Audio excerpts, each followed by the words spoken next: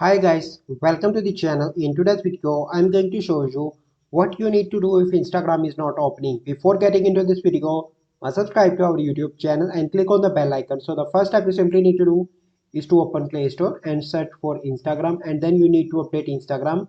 As you can see, my Instagram is up to date. Then you need to go back and open your smartphone settings.